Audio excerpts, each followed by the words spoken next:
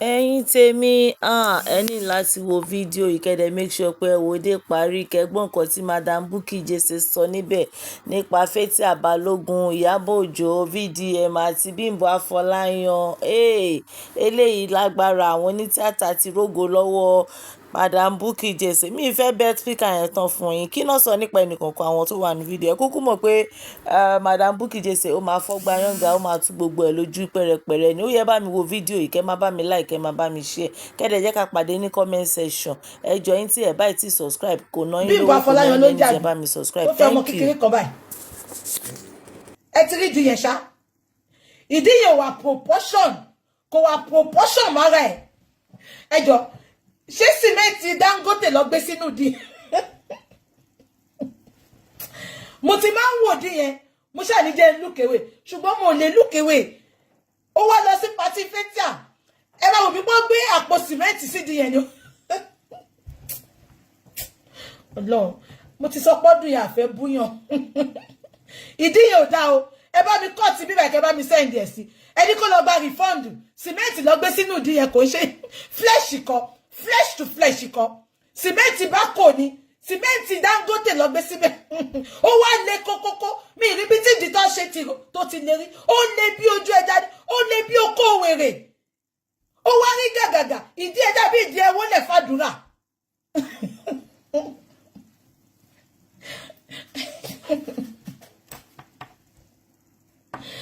Fathia Balogun, Fathia, I'm disappointed in you.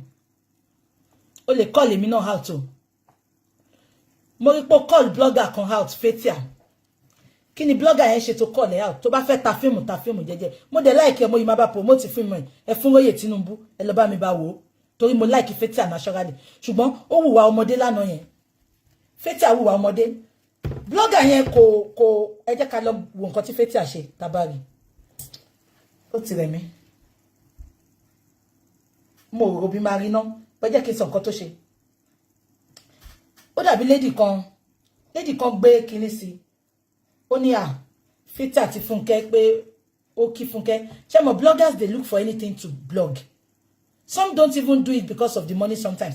Àwọn míì kan fẹ́ jẹ́ káwọn èèyàn kan rẹ́rìn. That is why they call it blog. Sometimes they don't mean àwọn tó máa update, àwọn tó máa kọ nǹkan bí àwọn Linda Ìkejì yẹn kò ṣàwátà ń ṣe live video báyìí. Àwọn tó ń kọ nǹkan especially show ti yín.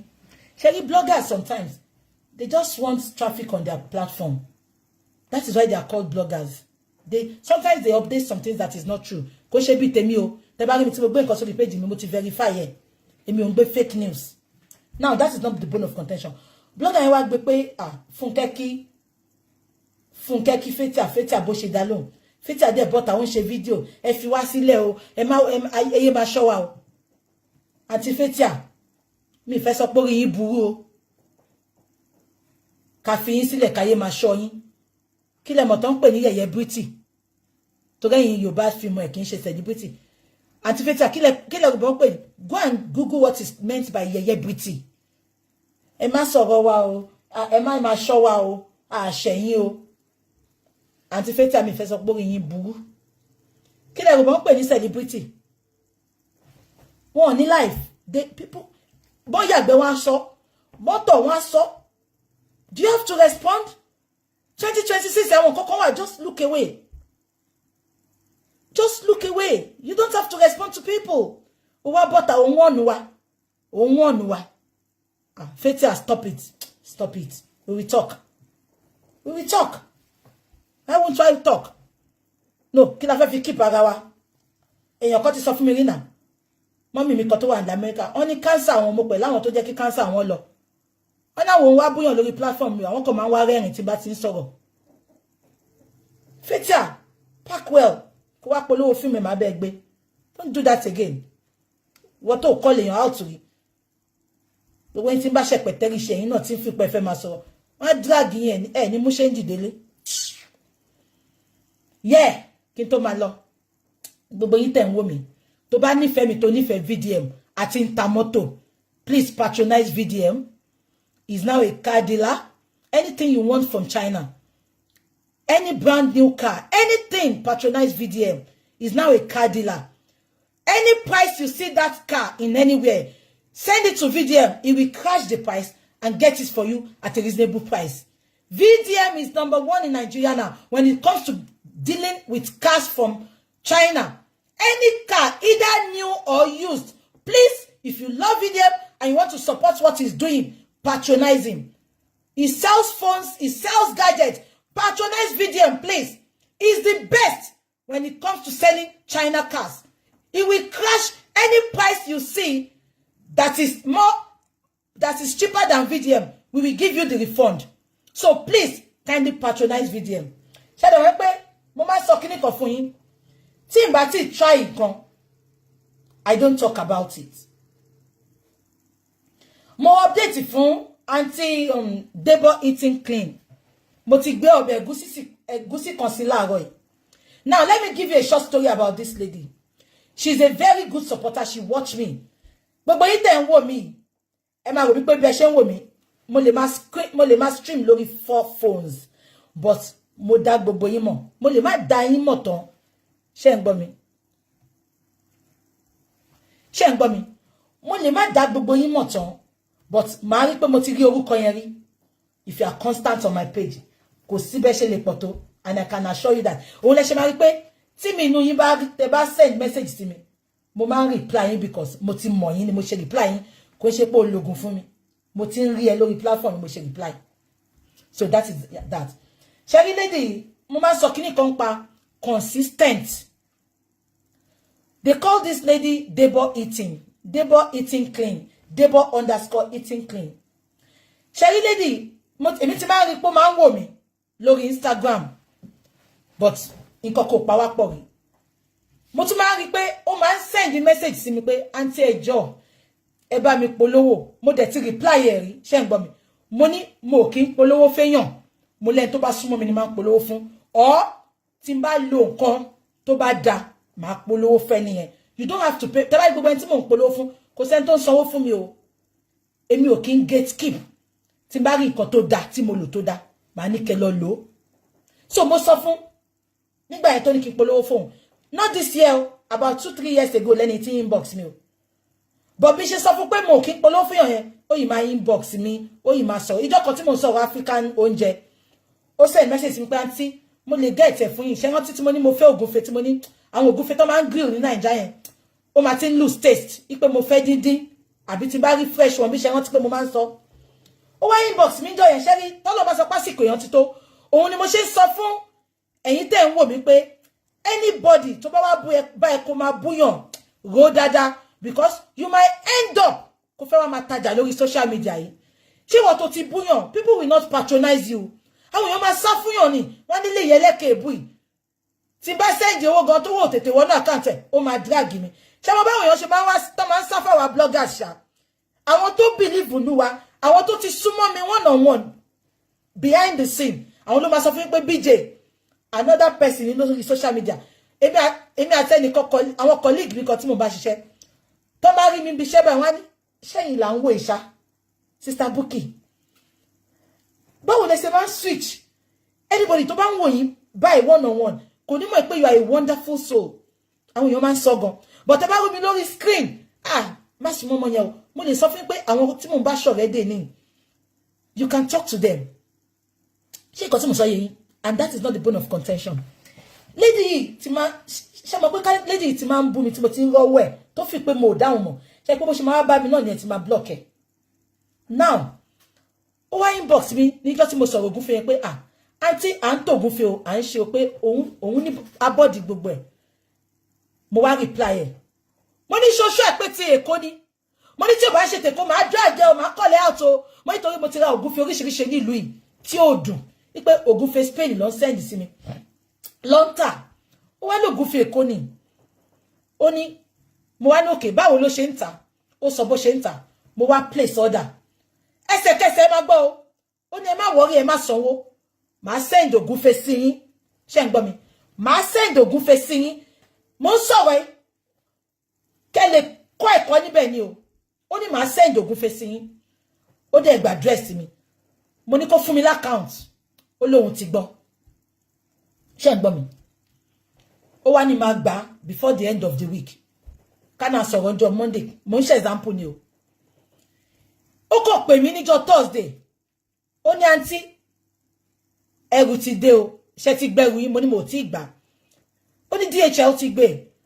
àṣẹ driver ò ti deliver tó sọ pé mo ti gbà wọ́n ṣá wá deliver yẹn ṣé rí bẹ̀rù yẹn ṣe dé ẹnu ọ̀nà lọ gbẹrù yẹn sí mo láti pé ẹni lẹ́sẹ̀kẹsẹ̀ pé goat meat nìkan ni mo fẹ́ ẹ ti ṣe ẹrù send sí mi ó lóun ò ṣe ẹrù send sí mi ó ní gbogbo nǹkan tẹ́rí yẹn mo fún yín ni ó ní àti tẹ́ bá máa polówó fún mi mo mọ iye táwọn èèyàn máa ń gbà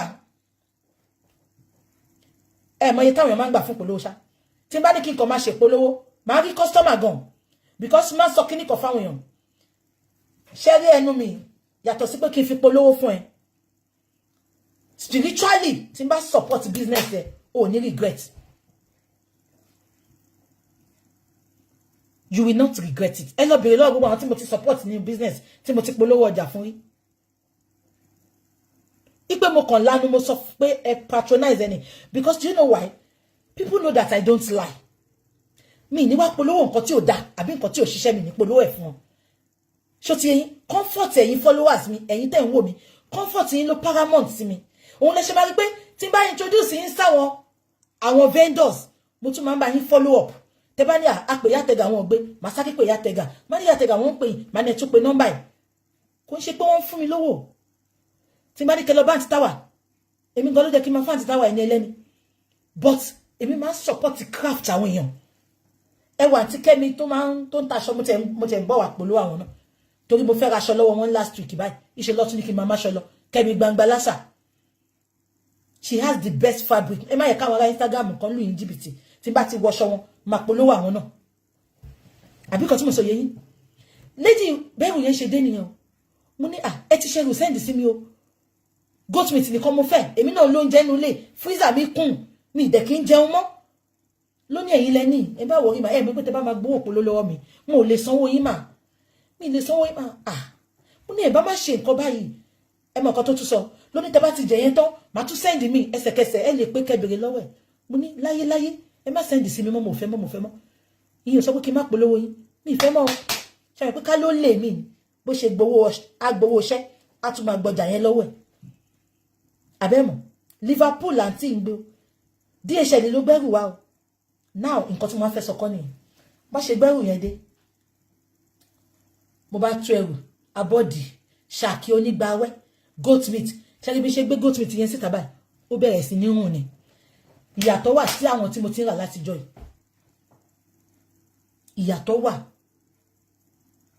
tẹ́ bá rí bó ṣe dùn mi fi síbẹ̀ torí mo yìí lọ́bẹ̀ mo kàn sínú ẹ̀ àwa grill adata suya sí yé ẹ̀rọ bí pé wọ́n wá pa òbúkọ fún mi ní bíbá ẹni ó dẹ̀ ní skin ẹ wá mọ̀ bí tán ti pa mí tán adìyẹ tó wà ń bẹ̀ Naija ló ti ń gbádìyẹ wa o adìyẹ Naija ni mo jẹ lánàá ẹ rí pé mo gbọ́ bẹ̀ ẹ̀yin TikTok ẹ lè má rí tẹ́ bá wá sí Facebook mi ẹ rí àti Instagram ẹ rí pé mo gbé ọbẹ̀ ẹ̀gúsí kan sí láàárọ̀ yìí èmi máa fẹ́ taste nǹkan kí n tó polówó ṣe ọbẹ̀ ẹ̀gúsí yẹn ẹdìyẹ chicken frozen chicken láti Naija smoked turkey àti ṣàkí onígbàwẹ́ ni mo fi ṣe Jesus Christ ó dùn bí wèrè ó dùn bí please kí n mo wá sọ gbogbo ilé fún patronizer for me to advertise her like this I'll put her number on this video if you check that egusi video her number is there mo fi number sí mo fi address lórí Instagram oh and kò sí nǹkan tí ò kí n tà gbogbo nǹkan Naija ló ń tà and do you know the good part of it she will deliver to your doorstep she can deliver to London she can deliver to Scotland ó ń ta food stuff gbogbo nǹkan Naija Ògúnfẹ́yẹ tẹ̀lé mi wà particular about àwọn abọ́dí roundabout ìjọ mo ti jẹ roundabout gbẹ̀yìn hey mo ń pọ́n nílànà mi lè fún yín jẹ má bínú ẹ̀gúsí mi mo ti store ẹ̀sẹ̀ ẹ̀gúsí yẹn dùn bí wèrè ẹ mọ̀ nǹkan tí mo fi jẹ lánàá ni white rice oh Jesus ẹ mọ̀ kẹ́ máa jẹun kẹ́ máa gbàdúrà fún ẹni tó Switzerland she might I don't know bí ṣe ń gba mọ̀jáwé mo níwọ̀ ẹ̀gúsí bó tẹ̀ yẹ pé ìgbà tí ma fi jẹ ráìsì ṣíbí mẹ́ta ó sú mi but ṣẹ́rí chicken yẹn ṣe ti try ẹ̀rí ẹ lọ try smoked turkey chicken Naija àti ṣàkì kẹ́ fi sí ọbẹ̀ ẹ̀gúsí Ìjẹ̀bú ni o kò ṣe ẹ̀gúsí tó lẹ́fọ̀ọ́ Oh boy, oh boy. Ah, she sells everything. Everything she said. Somebody said Bukky is a foodie. I'm a foodie. Nǹkan tí mo ṣe ń gba Mondago nìyẹn. Mo like oúnjẹ gan. Tí bá ṣí gbogbo both freezers mi fún yín, mo ní very massive deep freezer. Mo tún wá ní American freezer. Gbogbo ẹ̀ ló kún, oúnjẹ kúnnú ẹ̀ ni. Tí bá ti ṣe tán, ṣé oúnjẹ tí mo ṣe lánàá yẹn, gbogbo ẹ̀ ti kúnnú freezer. Màá tún wá máa lọ fi tọrẹ. Because cooking is my hobby. I told you I used to be a caterer, and I might still go back into it. Me later. Kò kàn ní jẹ oúnjẹ party. Bí àwọn tó bá fẹ́ jẹun kékèké, a máa ṣe, a máa deliver fún wọn. Mo yìí ń wò ni, mo wò tí bá máa fi join Uber bí nǹkan kan Uber Eats, because ara mi ò gbéṣẹ́ púpọ̀ mọ́. Aṣá àgbọ̀dọ̀ dẹ̀ ṣiṣẹ́. Mo like iná, tẹ́ bá tọ́ oúnjẹ tí mo ṣe wò lánàá, jollof rice tí mo ṣe yẹn. Àwọn ọmọ mi jẹ, ẹ̀mẹ̀ pé lóyìnbó sọnù làwọn ọmọ ìlú yìí. Tẹ́ bá rí nǹkan tó ọmọ mi tó fi qualify ìrẹsì àti grilled chicken yẹn. Ìwọ tó bá ti ra tasuya, máa pé àti táwa bí ṣe ń wẹ̀ yìí, kó bèrè ń pa tasuya àti pepper soup spice.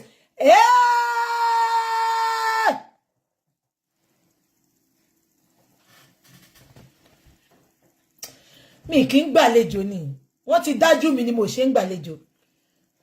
Loli, loli, loli, lóhun òkè, loli at the top. Money, money. Nítorí ẹ̀ mo ṣe prefer láti wà lónìí báyìí. Mo ti gbàlejò sínú ilé mi rí níjọ́ Christmas. Ó wá kí mi fún Christmas ní bó ṣe wọlé. Ó lóhun like top Ankara tí mo wọ̀. I'm talking about 2016, 2017. Ẹni kéèyàn wá kíyàn níjọ́ Christmas. Bó lè ṣe sọ pé òun like top tí mo wọ̀, ṣẹ̀dẹ̀ mẹ́ pé ẹ̀kan lèmi máa ń wọṣọ. Kò ń ṣe ti gbéraga. Ó ti sú mi tí bá ti wọ̀, ó ti sú mi. Bó ṣe wọlé olóhun like top Ankara tí mo wọ̀, mo ní ṣó fẹ́ olóhun fẹ́. Mo ní òkè tẹ́ bá ti ń lọ máa bọ́ fún ẹ. Ẹ lọ bèrè lọ́wọ́ tó mọ̀ mí nígbà Christmas, a máa ṣe oríṣiríṣi oúnjẹ. Òun mo ṣe sọ fún yín pé nǹkan tó bá ń dùn mọ́ yín nínú, má fi hùn àwọn èèyàn mọ́. A lot of things mo ti stop láti máa gbé wá sórí social media. Àṣé gbogbo àyẹn tí mò ń show off. I'm talking about 2016, 2015. Àṣé inú àwọn èèyàn kan ò dùn sí. Ogun pọ̀ o. Ogun pọ̀ o. Ìtorí ẹ̀ mo ṣe lè relate pẹ̀lú Lizzy sometimes tó bá ń jagun ẹ̀. Ṣé ń gbọ́ mi? Ìjọ Christmas níjọ́ yẹn. I think 2016 Christmas or 2017. Kéèyàn wá kíyàn jọ Christmas. Ó lóhun rí mi tí mo ṣe fídíò ni. Ó dẹ̀ pè mí, ó ní ṣé kó máa bọ̀. Mo ní máa bọ̀, ó lé òun àtàwọn ọ̀rẹ́ òun. Ó ní máa bọ̀ kẹ́ wá jẹun. Gbogbo nǹkan tá kúkú ṣe kò sẹ́ni tó máa jẹ. Èmi kàn sọ fún yín, ṣe àpò sọ fún yín rí. Because of ibi tí mo ti ń bọ̀, we cook large quantity la máa ń dáná. So ti mo mi lè sóúnjẹ kékeré. Gbogbo pot tó wà nílé mi, pot ńlá ni. Mi mo oúnjẹ kékeré ṣe. Tí bá wá ṣe tán máa fi tọrẹ. Ó dẹ̀ ní kó máa bọ̀ níjọ́ ọdún. Ó dẹ̀ ṣe dé. Àwọn ọ̀rẹ́ tó kó dé, ìkànnì wọn lòun like Ankara top tí mo wọ̀. Pé ṣé máa fóun. Ọmọ Zimbabwe àbọ̀ ọmọ Tanzania lọmọ yẹn. Mo ní ṣó fẹ́. Ẹsẹ̀kẹsẹ̀ mo fẹ́ bọ̀ fún pé kí n lọ wọ top 90 mi. Ó wá ní Akima ti bọ̀ pé táwọn bá ti ń lọ. Ó dẹ̀ fẹ́ máa lọ. Wọ́n wá ní káwọn ṣe take away. A dẹ̀ jókòó síbẹ̀ yẹn. Mo ti change setting ní living room mi sìn. Ṣé ní living room mi tẹ́lẹ̀? Chair kan wà lára ògiri ńbí, chair kan wà lára ògiri ńbí. TV wá wà ń corner. So èmi jókòó síbí báyìí. Lady yẹn àtàwọn ọ̀rẹ́ ẹ̀, wọ́n ti ṣe take away tán, wọ́n wá jókòó, àwa ń sọ̀rọ̀. Wọ́n jókòó síwájú mi. Àwọn kan ya olórí burúkú lórí social media yìí o. Àwọn tẹ́ ń gbé gẹ̀gẹ̀gẹ̀ yẹn, olórí burúkú ni wọ́n o.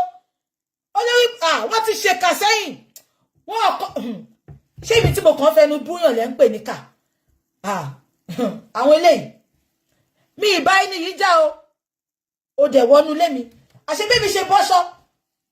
Ẹ tó wà lè ti lọ sí boarding school girls hostel. Ọmọ àtòbò ní jọ wá lójú. Kò ṣe pé ká ṣe fọ́kùnrin o. Kò ṣe pé ká send photo ìwòwò wa sọ́kùnrin bí ìtọmọge ṣáídá o. Mo bí pé láàrin àwa obìnrin, ṣé mọ̀, a lè rìn níwòwò because boarding school ni mo lọ. So mo wá bọ́ Ankara top yẹn, mo wá bọ́ fọ́rẹ̀, mo dẹ̀ jókòó. Mo wá gbé ọyàn mi pẹ̀lú purple bra. Mo wá jókòó à ń sọ̀rọ̀. Mo ṣáà rí pé ọmọ tó wà wájú mi yìí. Mo mọ̀ pé ó ń lo phone, but ó jẹ́ ọmọ kan tó like Snapchat gan. Mo rò bó ṣe Snapchat ni. Àṣọ ti gbé phone, ó ti yà mí níwòwò.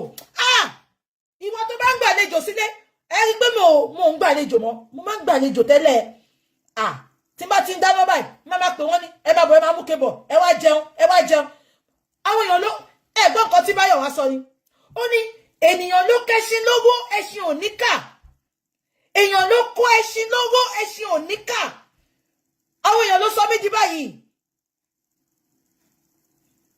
ẹ gbọ́ ṣá ó dẹ̀ wá síwájú àní ó wá ìjọ Christmas mo ń sọ ó ń ṣe báyìí kò sọ̀rọ̀ ó kàn ṣe fọ́tò yẹn ọmọ tó like Snapchat gan ni ó ṣe fọ́tò yẹn báyìí àṣó ti yà mí ẹni tí mo bá jà ó dẹ̀ tọ́jú fóònù yẹn ìgbà tèmi àtàwọn kan wá ní misunderstanding lórí social media ìṣe ló lọ bá wọn ó ní kó sọ fún mi pé tí n bá dákẹ́ òun ní wòwò mi lọ́wọ́ ibi tí mo ti wọ purple bra ṣé kí n tún ṣọ́ọ̀kì yín ṣe mọ ẹni tó rán sí mi ẹ kàn máa ń wò mí pé bíje bu wọ́n ti ṣó mi kò jẹ́ kí n ṣàánú mọ́ ipe mò ń ṣàánú ìtorí bàbá mi àti ìyá mi máa ń ṣàánú ni ó jẹ́ kí n dájú gan ṣe rí àwọn tó súnmọ́ mi tó tún fi àtáàkì mi yẹn kò jẹ́ kó ṣẹlẹ̀ sí mi tó bá yẹ pé mo máa ń ṣèkà àbí mo dájú mo máa ń tètè gbàgbé nǹkan ẹ rí pé máa ń sọ sí pé I forgive but I don't forget mo ṣẹ̀ṣẹ̀ ń lẹ́yìn ni ọmọ yẹn gangan tó ya fọ́tò mi kò lè pè mí ó wá lọ bá àǹtí kan kó pè mí ó mọ̀ pé máa ń bá àǹtí yẹn sọ̀rọ̀ àǹtí yẹn ló wá pè mí pé olórí burúkú àǹtí tó pè mí yìí o ìgbà tí tomboy tó fẹ́ lọ́kọ ọmọ náà tó fẹ́ àsọkọ tó fẹ́ gbèwé wọnú home office níjọ́ náà lọ́hùn èmi ló wá bá kí n yá wọn lówó mo dẹ̀ sọ fún wọn pé owó tèmi máa ń yáyàn owó tí mo lè fúnyàn ni owó tí máa yáyàn tí mo ní lè gbà padà tó bá ní mo parọ́ ẹjẹ́ kan ní mo parọ́ kí n wá máa dárúkọ gbogbo wọn ẹ kú mọ̀ pé màá forúkọ tẹ́ǹdì kẹlẹ́ gúgú orúkọ wọn mo kàn tí ì fẹ́ dárúkọ ni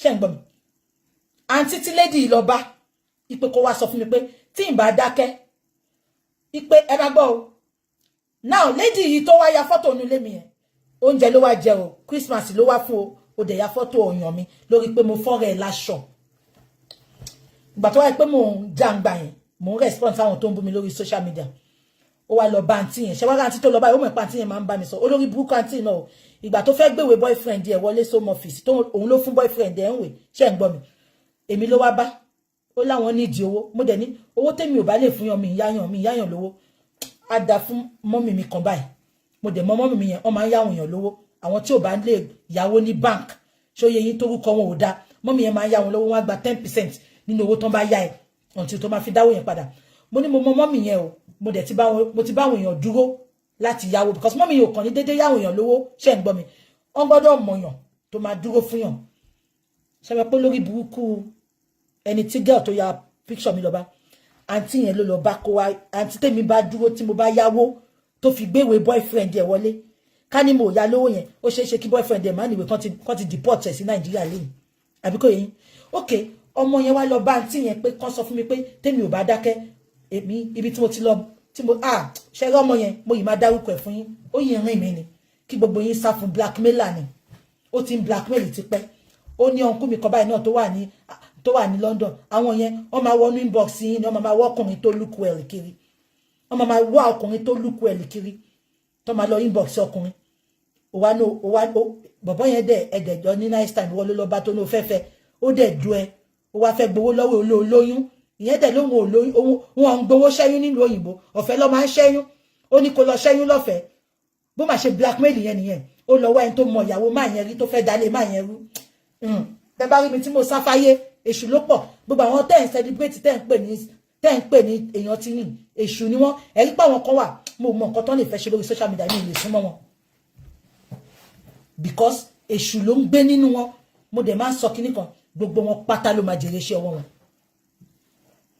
ok ọmọ tó ya bra mi yẹn ó wá lọ bá àǹtí yẹn ìwọ olórí burúkú àǹtí tó wá bá tí mo bá yáwó rí tó mọ̀ pé mo ti ṣoore fún ẹ rí ẹjọ́ kí ló jẹ́ kó sọ fún ṣèbó jẹ́ kó sọ fún pé ìkà ló fẹ́ ṣe yìí ó má ṣe o àǹtí olórí burúkú tó dàbí àmú ẹ̀bà yẹn iṣẹ́ nìyẹn náà wá bá ìyẹn wá pè mí ó ní Bukky wọ́n ní kó dákẹ́ o kó má sọ̀rọ̀ mọ́ lórí social media wọ́n ní tó bá sọ̀rọ̀ wọ́n níbì kan tó ti wọ purple bra ṣẹ́dẹ̀ mọ́ mi la sensa bra ọwọ́ mi ló kún sí ó dẹ̀ tàbí pé má ṣe give away bra tuntun báyìí tó gbogbo èèyàn gan ti ṣò mo gbàgbé kí n sọ fún yín tó bá ń lo Monjaro ìwọ tó bá ní figure 8 Monjaro máa ń jo gbogbo nǹkan ni o ọyàn mi ti kéré go máa jo ọyàn ó máa jòdì ó máa jo ìfẹ́ so ìwọ tó bá ń lo Monjaro tó ní figure 8 gbogbo ẹ̀ ló máa jo Monjaro kí n jo bì kan kó má jo bì kan kí n tètè sọ fún yín ṣẹ̀dá wípé mi mo like gbogbo nǹkan la sensor machine bra purple mo wọ̀ ń jọ yẹn purple sexy bra bá ti olórí burúkú yáwóyáwó ìṣepè mí nìyẹn pé Bukky wọ́n ní tó bá dákẹ́ tó bá búyàn lórí social media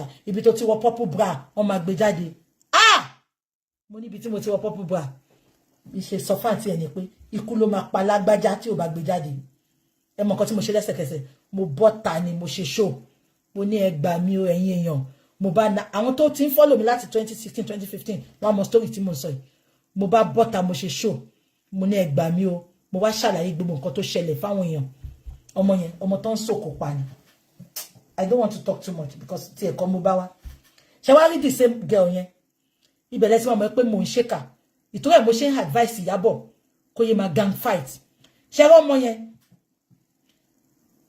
last year wọ́n wá gbé ẹjọ́ ẹ̀ wá fún mi àbí 2 years ago ó lo jìbìtì COS ó gbowó rẹpẹtẹ lọ́wọ́ àwọn èèyàn tó lù wọ́n jìbìtì tí ò gba COS fún wọn bí ṣe máa ń jókòó lè tọ́ máa ń fall sí mi lọ́wọ́ wọ́n wá gbé ẹjọ́ ẹ̀ wá fún mi ẹni tó ń gbé ẹjọ́ wá yẹn ó lè máa wò mí tí n bá parọ́ kọjá mi ẹni yẹn gbé ẹjọ́ ẹ̀ wá because ẹni yẹn mọ̀ pé ó ti ṣèkà fún mi rí ẹni yẹn dẹ̀ mọ̀ pé mo mọ̀ yàn drag dáadáa ẹni yẹn wá gbé ẹjọ́ ẹ̀ wá fún mi ẹjọ́ kánírù Ìyábọ̀ Òjó ni kí ló máa ṣe a ṣe show a gba evidence a ló ń fẹ́ retaliate ṣé rí tó bá rí mi tó ń bú mi tí mo dẹ lóhùn kó ṣe pé mo lẹ́nu o ṣùgbọ́n tí n bá dákẹ́ Ọlọ́run máa ń tètè bá mi jàjà yẹn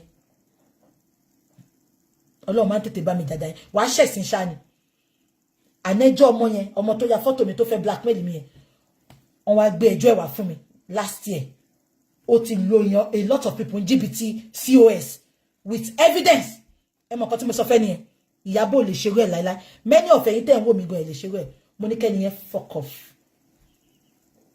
mo ní ṣé wò mọ́ ẹ pé ní jìbìtì ni kò tó lọ fún lówó mo ní fẹ́ kí mi bẹ́ẹ̀ jà ìtọ́gbọ̀ mọ́ ẹ pé mi kì í bá sọ̀rọ̀ mo ní I don't do that mo ní tí n bá tiẹ̀ máa come for her á jẹ́ pé ó ṣẹ̀ mi tí máa come for her ni but pé kí n wá fi COS tiẹ̀ kí n fi come for her mo ní I don't do that mo ní cream ló mọ̀ ẹ pé ó ń ṣe ṣó polówó COS fún ẹ but torí pé ẹ fẹ́ gang fight ó ti mọ gbogbo yín lára tẹ bá ti rí pé hate èèyàn kan tẹ́ni kan bá ti ń bẹ́ ní ẹjà kò bá máa ta yẹ̀pẹ̀ fún yín ẹ fẹ́ lọ patronize ẹ just because ẹ fẹ́ ṣe pẹ́pẹ́ dẹ̀ mo ní ọmọ tó lọ báyìí ṣojú ẹ̀kọ́ ni mo ṣe sọ pé blackmailer ni ó ti wo story èmi àti ẹ̀yà àbó òwòrí ó lóun wòrí mo ní ṣùgbọ́n ó sì lọ patronize ẹ̀ ó wá lu LGBT ó wá ní kí mi wá bẹ ẹjà fún mo ní f off mo lè ẹni kó ọmọ yẹn wá gbẹ́jọ́ yẹn lọ sórí TikTok àbí kò yẹ yín ó gbẹ́jọ́ yẹn lọ sórí TikTok mi ìgbẹ́jọ́ yẹn o but 99% of àwọn bloggers wa wọ́n máa gba ẹjọ́ yẹn because wọ́n fẹ́ retaliate èmi ò ń gbẹ̀san tí má dẹ̀ máa gbẹ̀san gbogbo ẹ̀san tí má gbà máa bọ́ta bu ẹni mi ń gbẹ̀san o mi ń gbẹ̀san tí n bá ń gbẹ̀san ni gbogbo nǹkan tó ń ṣẹlẹ̀ pé gbogbo péyàn kan ń bú mi ó ń sọ ọ̀rọ̀ mi ó ń sọ bákan many of ẹ̀san tí mo lè gbà kí n má parọ́ fún yín nígbà pé gbogbo nǹkan dẹ̀ ti di social media ni tó bá bú mi tí n bá mọlé máa ń yàn kan wá nù ẹ̀ bẹ́ẹ̀ mi fi yẹn bò tó bá ti bú mi báyìí máa béèrè fún mi ládírẹ́sì ẹni tí bá mú àdírẹ́sì ẹ̀ ìyàtọ̀ máa fi jẹ́ wọ́n á fẹ́ nà tiẹ̀ bàjẹ́ abẹ́ ẹ̀gbọ́n mi ṣèbí irú ọmọ yẹn many of àwọn bloggers ẹ̀ ìjẹ́ ti dé fún wọn nìyẹn wọ́n á ṣe part 1 to 120 but mo lé girl yẹn dànù ni the fact pé ó fi gbogbo evidence wọn mi mo ní kó f off mo ní I don't gang fight mo ní tí bá máa deal pẹ̀lú girl yìí máa deal pẹ̀lú family mo ní ṣùgbọ́n mi ní láti deal pẹ̀lú ẹ̀ Ọlọ́run gan ti deal pẹ̀lú ó ti ṣẹ̀sìn lórí social media àbẹ́ ẹ̀gbọ́n mi mo ní so mi ń jarú ìjà yẹn mi kì í jarú ìjà yẹn so kí ni mo fẹ́ fàyọ ẹ jẹ́ ká máa ṣe dáadáa Ìyábọ̀ learn from me kò ń ṣe gbogbo nǹkan ló fi ń gang fight Ìyábọ̀ mo mọ̀ pé káníwọ̀ ni ó wà ní shoes mi wàá ṣe show yẹn wàá ó lè parọ́ mọ́mọ́ yẹn gan pé ó tún ṣe forceful entry fẹ́yàn Ìyábọ̀ wá gbogbo nǹkan tó máa fi mẹ́ni yẹn wálẹ̀ ló máa fi mẹ́lẹ̀ but ìgbà tọ́rọ̀ bra yẹn ṣẹlẹ̀ nìkan ni mo kàn pé girl yẹn because èmi máa jẹ́ kó mọ̀ pé wọ́n ló ṣẹ̀ mí mo pé mo ní kí ni mo ṣe fún ẹ Sister Bukky kí lẹ sọ kí lẹ ní mo ṣe mí ṣe nǹkan kan mo ní kí ni mo ṣe fún ẹ mo lóore ni mo ṣe fún ẹ ó tẹ̀lé mi lọ síbi kan wọ́n ń pè ní Cheshire Oaks gbà tí mo sọ kò tí ì máa tajà kò tí ì ní nǹkan kan púpọ̀ bẹ́ẹ̀ yẹn wọ́n ń pè bí kan ní Cheshire Oaks designer outlet ni ó tẹ̀lé mi lọ síbẹ̀ ńgbà kan mo wọ aago kan jọ náà Givenchy láago yẹn because ẹni tó bá mú mi dáadáa I don't do fake anything you see on me is original mi ń ṣe fake kàkà kí n lo fake máa ra nǹkan lórí high street I don't do fake wò mí dáadáa mi ń ṣàwọn ṣẹpẹtẹ́rì I don't do fake mo lè wọ nǹkan £1 bẹ́ẹ̀ ṣé wò mí mo lè wọ nǹkan £2 but any bag tẹ́ bá rí lọ́wọ́ mi original design I don't do fake I don't mo kórìíra fake mo bọ́ ẹ̀yin tẹ́ ń lò but I don't do it kàkà kí n gbé nǹkan fake máa lọ ra ti ọjà máa lọ ra ti Zara máa ra ti Mango máa ra ti Selfridges ṣó ti yé yín máa ra ti H&M máa ra ti Cut Giga but I don't do fake so ó tẹ̀lé mi lọ ti designer outlet Cheshire Oaks njọ́ náà ṣó ti yé yín mo wọ aago kan Givenchy láago yẹn ẹ Google iye tó ń ta wọn Givenchy ẹ̀yin kan lè pè Givenchy ló ń tà is Givenchy Givenchy because it's a French name but Naija máa pè ní Givenchy no Givenchy ṣó ti yé yín ó dẹ̀ tẹ̀lé èmi láwọ́ gan tẹ́lẹ̀ gbogbo àwọn aṣọ tí mo wọ̀ ẹ̀ máa ń fúnyàn tẹ́lẹ̀ ni ṣó yé yín but mo ti learn adẹ̀jẹ̀ Cheshire Oaks mo wá rí aago mi tí mo fẹ́ rà mo dẹ̀ bọ́ aago yẹn ó dẹ̀ mú aago yẹn ó wọ̀ sọ́wọ́ ó náà ti Bukky ẹ̀dẹ̀ fún mi láago yìí mo ní ṣó fẹ́ ni ó lóun fẹ́ mo ní kó máa mú lọ ẹni kó bọ́ta kó sọ pé mo parọ́ ìwọ tí mo ti ṣe gbogbo nǹkan bẹ́ẹ̀ fún ìwọ ló wá ya fọ́tò mi ìgbà tó ń bú tó sọ pé ó gbé àlè wá sílé ọkọ tí gbogbo àwọn tó ń bá ṣe ń gbà yẹn tán ní kí n má bá ṣe èmi nìkan mo dúró tí mo jàjà ẹ̀ mo pé so ìgbà tí kíní ẹ̀ ṣẹlẹ̀ táwọn ọ̀bá yẹn ṣẹlẹ̀ mo pé mo ní kí mo ṣe fún ẹ ó pa fóònù mọ́ mi létí nígbà tí ò wọ́rọ̀ sọ ìjọ ẹ̀ mo ti cross battle line pẹ̀lú ẹ̀ mo dẹ̀ fi sáyẹ̀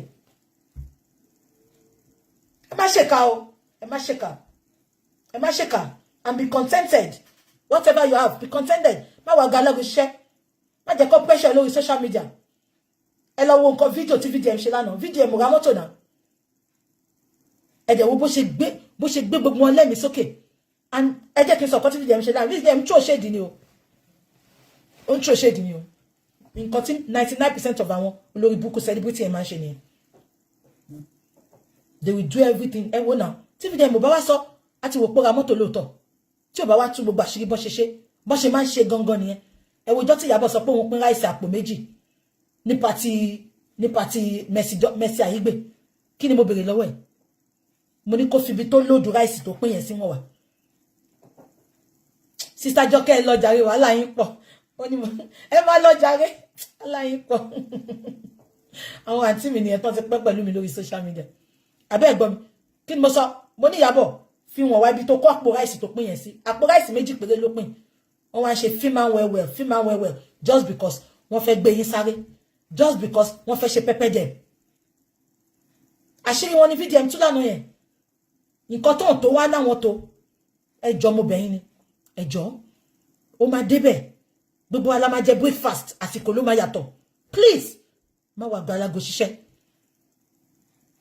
ọlọ́run tó ṣe tí wọ́n ṣe tiẹ̀ náà má dẹ̀ fi situation yẹn gbàdúrà ẹni tó fi situation yẹn gbàdúrà yẹn ò mọ nǹkan tójú ẹ̀ rí o ó lè jọ ọkọ ẹ̀ nà blue black inú ilé ni bọ̀tán bá bọ́ta my husband is the best má jẹ́ kán tán ẹ̀ o ìwọ náà wá padà sílé wọn ló máa gbọ́kọ ẹ̀ ṣépè o ra mọ́tò fún mi wọkọ̀ dúpẹ́ ti ra mọ́tò fún olórí burúkú ni gbogbo wọn o olórí burúkú ni gbogbo wọn they have two lives irú àwa yìí what you see is what you get but many of these bastards they have two lives life tó fẹ́ jẹ́ kẹrí àti life tó wà lẹ́yìn and that is why we continue you know láti sọ̀rọ̀ síta láti máa enlighten gbogbo yín pé ẹ má jẹ́ kán gọ̀ yín èèyàn kan ní sunglass bíjì lásán wọ 800 I don't do fake I don't ìwọ̀nba ṣe ń jì mí màá dá tó máa fi pé màá rọ original tí n bá ṣí ṣọ́ọ̀bù tí n bá ṣí sunglass collection mi fún yín mo love sunglasses kò sí nǹkan tí mo like náà ojú kòkòrò mo like bag mo like bàtà tẹ bá rá dúró bàtà tí báàgì tí mo tà pé holiday mi mọ̀jọ́ holiday òfò lọ holiday ìsọnù àbí nǹkan tí mo sọ yẹn má wà gbalago ṣiṣẹ́ ìwọ tó rí designer gbélé ni pé Zara do lovely bags Kurt Giga do lovely bags ẹ lọ àwọn previous photo mi it doesn't have to be designer mo ń gbé normal bag mo ń gbé Ralph Lauren àbí nǹkan tí mo sọ yẹn sorry òyìnbó ṣaṣọ kò ṣe fitting it is not about designer it is not about gold it is not about anything if you have it use it nǹkan tó bá mọ̀ pé wà comfortable pẹ̀lú tó fit yẹ ló kó gbéra ẹ with confidence ṣùgbọ́n nǹkan tẹ́mi kàn kórìíra kò gbé fake kò tó a máa ṣàkọ bí pé designer ló gbé original ìyẹn lè méyèt ṣe fake ẹ jẹ́ kọ́ mọ̀ pé fake ni má fi fake ẹ kó máa fi dá social media láàmú káwọn ọmọ ọlọ́mọ tó manage tó ń gbé Zara kọ́ wọn máa sáré kiri pé àwọn fẹ́ gbé original bó ṣe gbé wọ́n dẹ̀ mọ̀ pé fake ló ń gbé. Kúùsì wà ní August o